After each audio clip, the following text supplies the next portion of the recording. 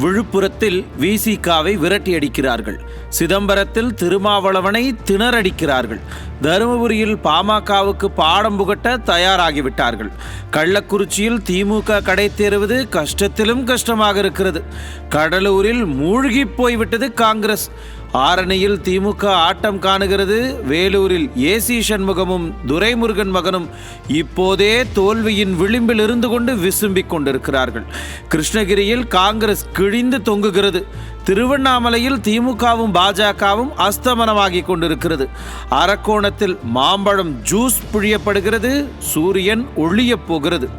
இப்படி வட தமிழ்நாட்டின் ஒவ்வொரு தொகுதியிலுமே திமுக மற்றும் பாஜக ஆகிய இரண்டு கூட்டணிகளுமே இரண்டாம் இடம் யாருக்கு என்ற போட்டியில் கடுமையாக மோதிக்கொண்டிருக்கின்றன.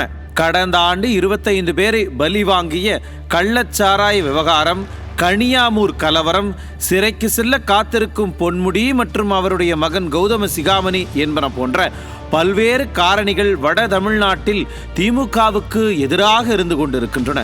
இப்படிப்பட்ட அரசியல் சூழல்தான் அதிமுகவின் வெற்றியை உறுதிப்படுத்துகிறது. இதை எப்படி இவ்வளவு கான்பிடென்ட்டாக சொல்கிறோம் என்று கேட்பவர்கள், அதிமுக பொதுச் செயலாளரின் பிரச்சாரத்தை கொஞ்சம் உற்று கவனித்தால் காரணங்கள் புரியும். திரு அன்புமணி ராமதாஸ் அவர் பேசுறாரு, நாங்கள் அண்ணா திமுக கூட்டணி இருந்தாலும் சரி, திமுக கூட்டணி இருந்தாலும் சரி, ஐயோ பிச்சை போடுங்க, ஐயோ பிச்சை போடுங்க, ஐயோ பிச்சை போடுங்க போடாரு. அப்படித்தானே போட்டு நாடாளுமன்ற ஆகியிருக்கிறீங்க.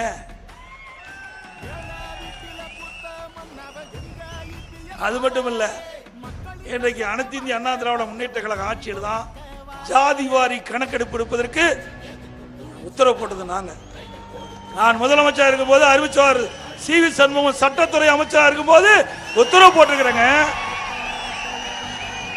மறைக்க முடியுமா? தெளிவா ஆர்டர் போட்டிருக்கிறோம். 2020 டிசம்பர்ல ஆர்டர் போட்டிருக்கிறோம்.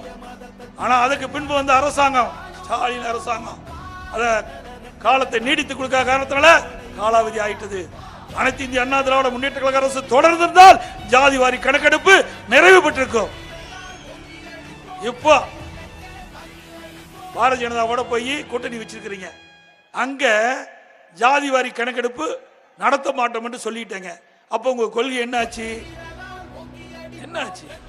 ஒவ்வொரு முறை தேர்தல் வரும்போது கூட்டணி மாற்றி கூட்டணி வச்சு வெற்றி பெறுவாங்க. இப்படித்தான் நிலைமை. நம்மை பற்றி விமர்சனம் செய்யறாங்க.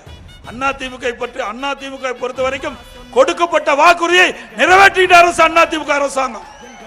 ஒவ்வொரு தேர்தலுக்கும் ஓட்டுக்காக மாறி மாறி மாறி கூட்டணி வைத்துவிட்டு ஏதோ வட தமிழ்நாட்டில் எங்கள் ஆதரவு இருந்தால்தான் ஜெயிக்க முடியும் என்று ஆகாயத்தில் கோட்டை கட்டி கொண்டிருந்த பாமக போன்ற கட்சிகளுக்கும், நோட்டாவுடன் போட்டி போடும் பாஜக போன்ற கட்சிகளையும் போட்டு பொலவென பொளந்து கட்டி கொண்டிருக்கிறார் எதிர்கட்சி தலைவர் எடப்பாடி கே பழனிசாமி. இப்படி திமுகவுக்கும் பாஜகவுக்கும் சிம்ம சொப்பனமாக இருப்பதால் தான் வட தமிழ்நாட்டில் அதிமுகவுக்கு பெருகும் ஆதரவை பார்த்து ஆடி போயிருக்கிறார்கள் திமுகவும் பாஜகவும். வட தமிழ்நாட்டை காட்டி ஆட்டம் போட்டு கொண்டிருந்த பாமகவுக்கு முடிவுரை எழுதப் போகிறது இந்த நாடாளுமன்ற தேர்தல் என்பது கண்கூடாக தெரிகிறது. ஆக மொத்தத்தில் வட தமிழ்நாட்டில் மக்கள் நம்பிக்கையை இழந்து விட்டதால் வட தமிழ்நாடு முழுக்க தேர்தல் வெற்றியை உறுதி செய்கிறது அதிமுக. நியூஸ் ஜே செய்திகளுக்காக இணையாசிரியர் மனோஜ்குமார் கோபாலன்.